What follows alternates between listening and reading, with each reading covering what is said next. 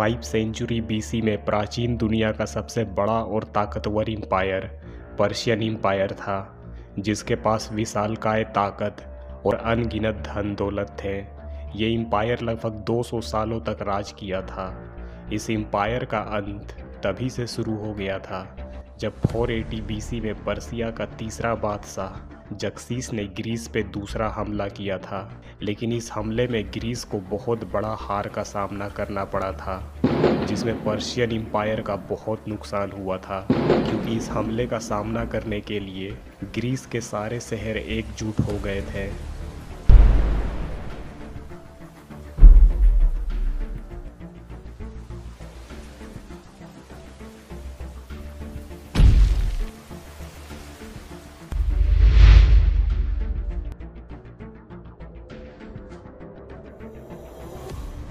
Greece और Persia के जंग का कारण जानने के लिए हमें 6 सेंचुरी बीसी में जाना होगा, जब जक्सीस के ग्रैंडफादर साइरस द ग्रेट ने पर्शियन एम्पायर को एक्सपेंड करने के लिए ग्रीस का एरिया यानी वेस्टर्न एनाटोलिया पे कब्जा कर लिया था।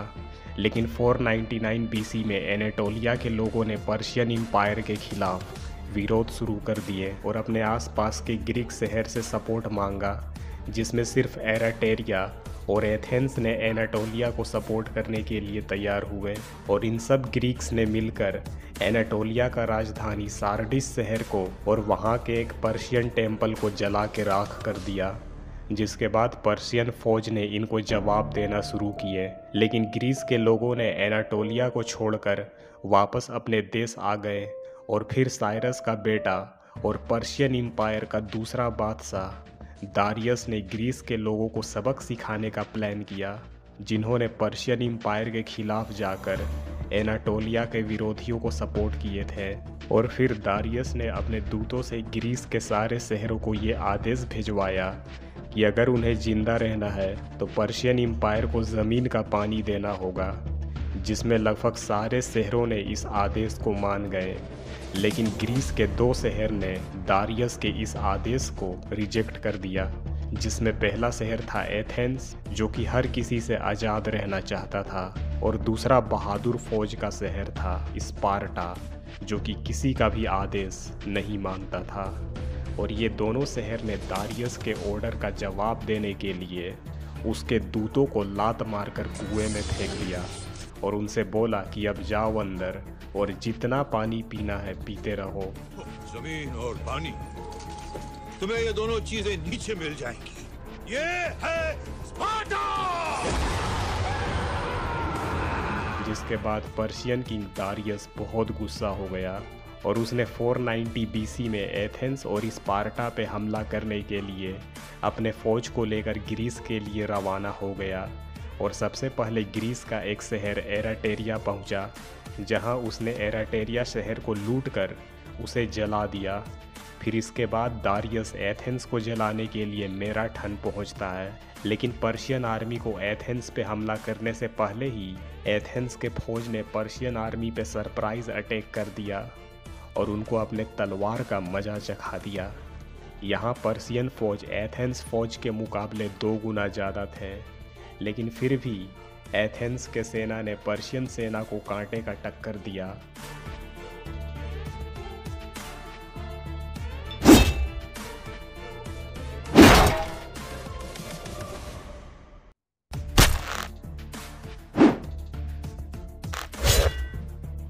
और इस तरह से एथेंस के फौज ने एथेंस को बचाने के लिए पर्सिया के आधे सेना को ख़त्म कर दिया और जो बच गए वो वापस भाग गए। और ये सब मुमकिन हो सका एथेंस के एक बहादुर योद्धा थेमिस्टोक्लीस के वजह से।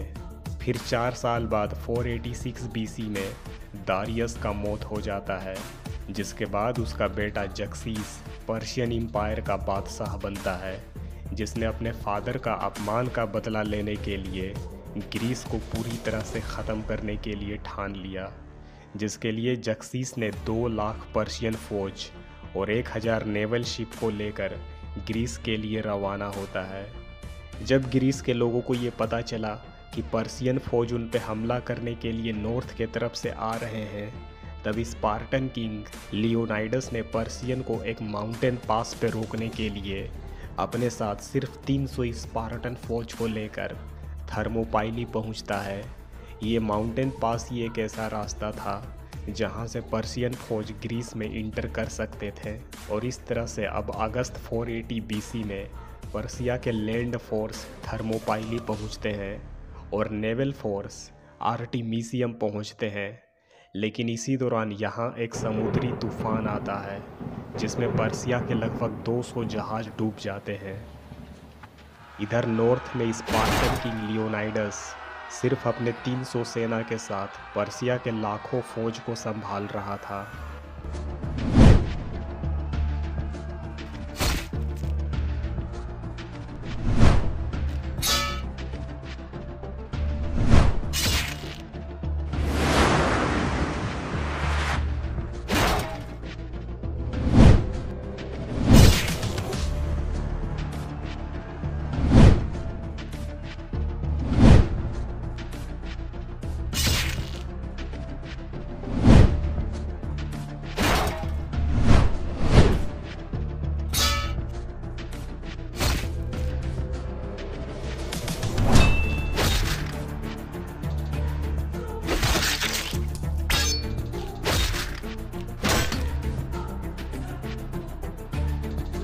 वहीं दूसरे तरफ ईस्ट में एथेंस के फौज थेमेस्टोक्लिस के अंडर में पर्शिया के नेवल फोर्सेस से टकरा रहे थे।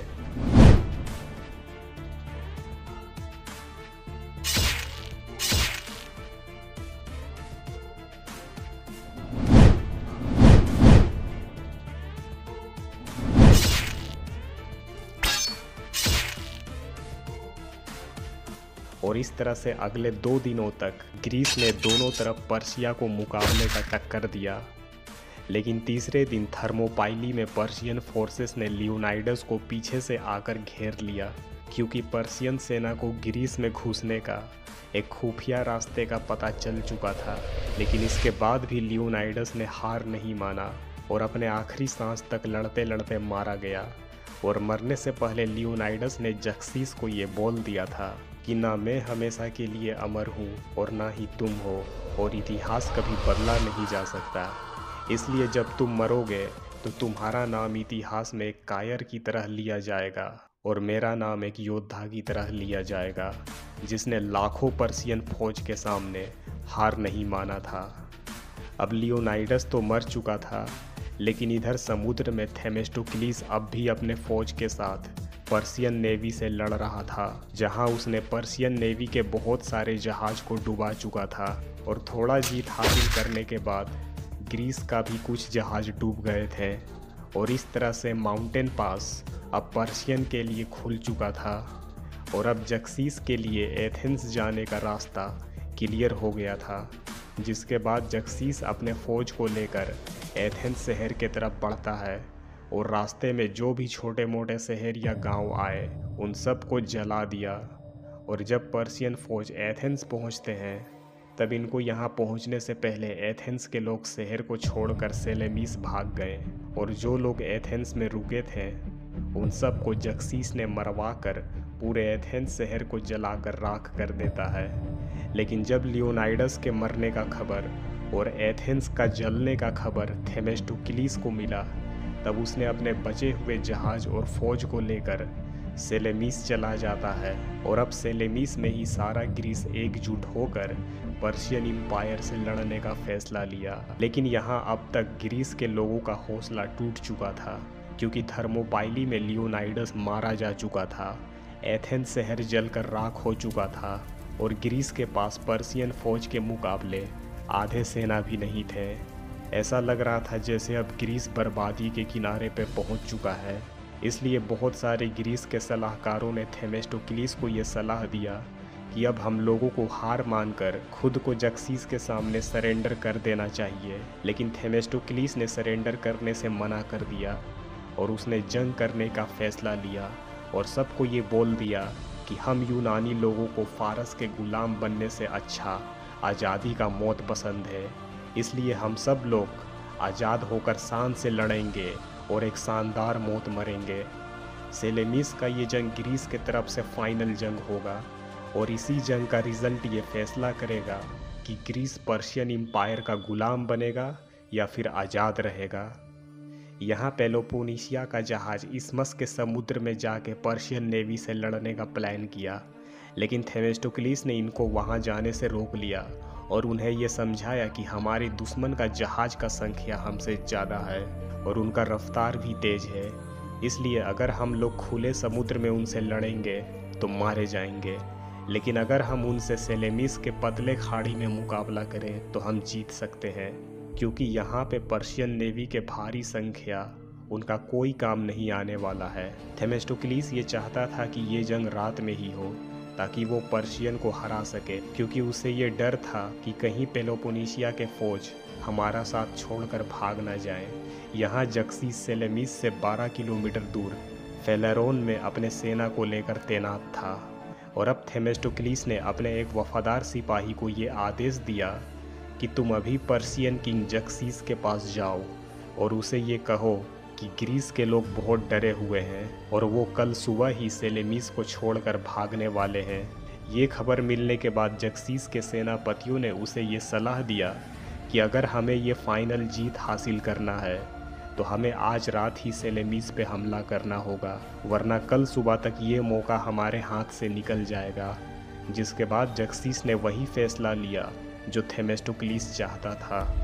उसने सारे पर्शियन शिप को उसी रात सेलेमीस में जंग करने के लिए रवाना कर दिया और जैसे ही पर्शियन नेवी सेलेमीस पहुंचते हैं, उन्होंने ग्रीक फौज को भागने के रास्ते को पूरी तरह से ब्लॉक कर दिए और इस तरह से थेमेस्टोक्लिस का ये चाल काम कर गया, क्योंकि पेलोपोनेशिया के सेना अब चाह कर भी नहीं भाग सकते थे।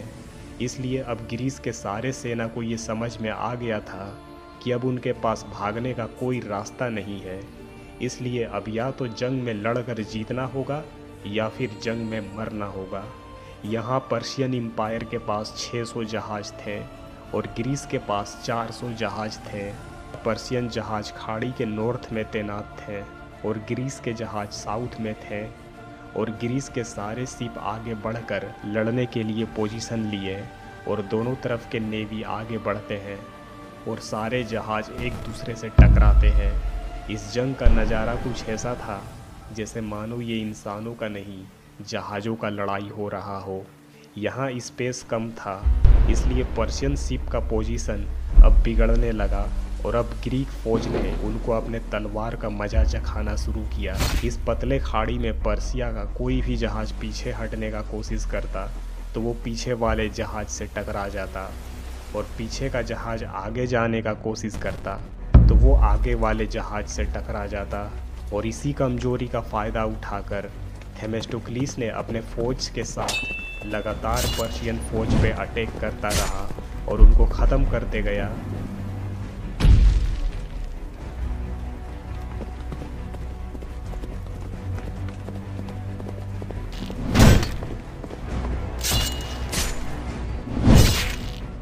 और इस तरह से कुछ ही घंटों में पर्शिया के सैकड़ों जहाज डूब गए और हजारों लोग मारे गए।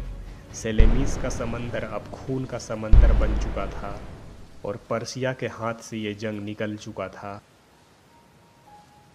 जिसके बाद अब पर्शियन नेवी यहाँ से भागना शुरू किए और इस तरह से ग्रीस ने इस जंग में जीत हासिल कर लिया था, जिसमें पर्शियन एम्पायर के 200 जहाज डूब गए और 12,000 लोग मारे गए, जबकि ग्रीस का सिर्फ 40 जहाज डूबे थे। इस जंग का नाम पड़ा बैटल ऑफ सेलेमीस, जो कि प्राचीन दुनिया का सबसे बड़ा नेवल फाइट रहा। इस जंग के बाद जक्सीस ने अपने फौज को लेकर वापस पर्शिया चला गया और अपने एक जनरल मारडोनियस के साथ कुछ सेना को छोड़कर ग्रीस के साथ जंग करने का आदेश दिया, लेकिन प्लेटिया में मारडोनियस मारा गया। 480 BC में हुआ ये जंग बैटल ऑफ सेलेमीस ग्रीस के लिए महत्वपूर्ण साबित हुआ, क्योंकि इस जंग ने ग्रीस को पर्शियन एम्पायर का गुलाम बनने से बचा लिया था। जिसके बाद ग्रीस में गोल्डन एज का शुरुआत हुआ, जिसमें आर्ट, डेमोक्रेसी, साइंस और फिलॉसफी बहुत ज़्यादा विकसित हुए। लेकिन फिर लगभग 150 साल बाद अब ग्रीस ने पर्शियन एम्पायर पे हमला करके उसे बर्बाद करने वाला था और पर्शियन एम्पायर को बर्बाद करेगा ग्रीस का एक शहर मैसिडोनिया का बादशाह अलेक्जेंडर द ग्रेट।